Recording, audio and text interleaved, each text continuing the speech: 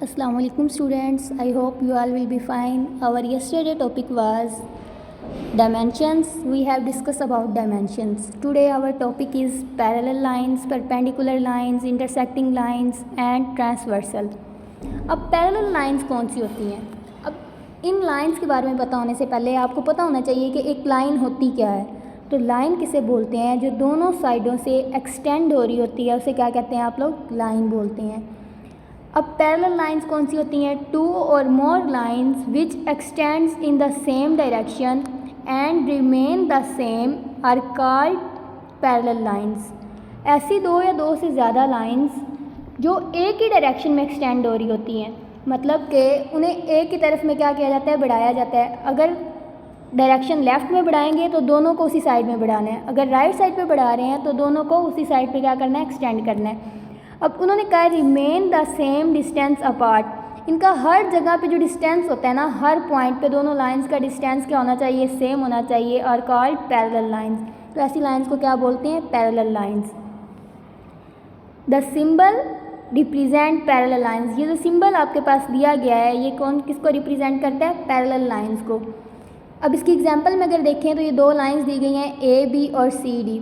अब ये parallel lines हैं, क्योंकि ये देखें इनका हर जगह पे डिस्टेंस क्या है? सेम है। इसका एक और की पॉइंट है कि जो पैरेलल लाइंस होती हैं ये किसी भी पॉइंट पे मीट नहीं करती, क्योंकि जब इनका डिस्टेंस हर जगह पे सेम रहेगा तो ये मीट ही नहीं कर पाएंगी। आगे अगर इनको बढ़ाया जाए तो इनका ईच एंड एवरी पॉइंट पे डिस्टेंस क्या होगा? सेम होगा। तो ये कौन सी लाइंस हैं? पैरेलल। इसके बाद हमने पढ़ा टू और मोर लाइंस, मतलब दो से ज़्यादा भी हो सकती हैं। अब ये देखिए तीन लाइंस हैं L M N O P Q. अब ये तीन लाइंस हैं आपके पास, ये तीनों देखें इनका डिस्टेंस क्या है? हर पॉइंट पे सेम है।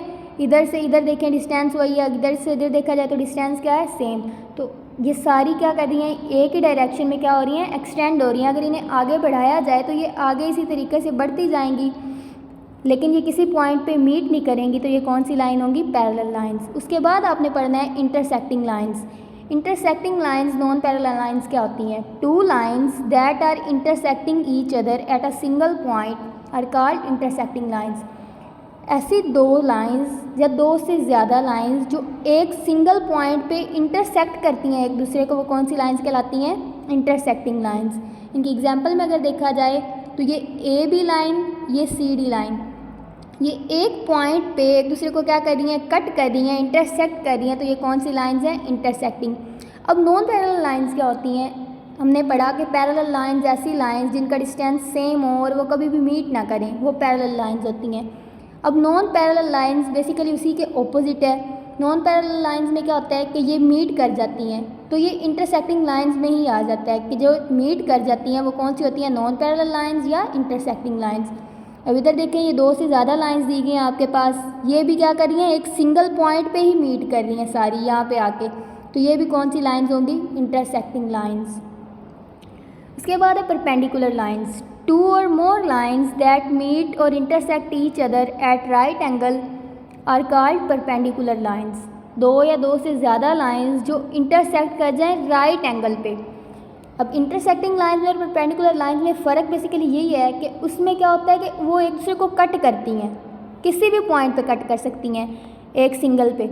लेकिन ये जो परपेंडिकुलर लाइंस होती हैं ये एक राइट एंगल पे 90 डिग्री के एंगल पे एक दूसरे को कट करके गुजरती हैं। तो ये कौन सी लाइंस होती हैं? Perpendicular lines.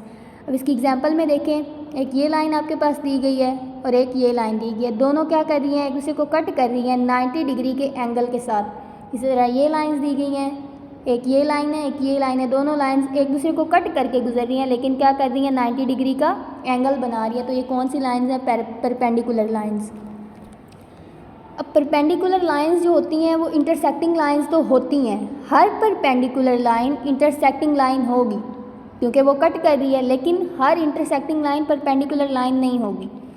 उसके बाद पढ़ते हैं ट्रांसवर्सल। अब ट्रांसवर्सल क्या होती है? ये एक लाइन होती है, a line that passes through two और मोर लाइन्स। एक ऐसी लाइन है ये दो या दो से ज़्यादा लाइन से गुजरती है एट टू डिस्टिंक्ट पॉइंट्स।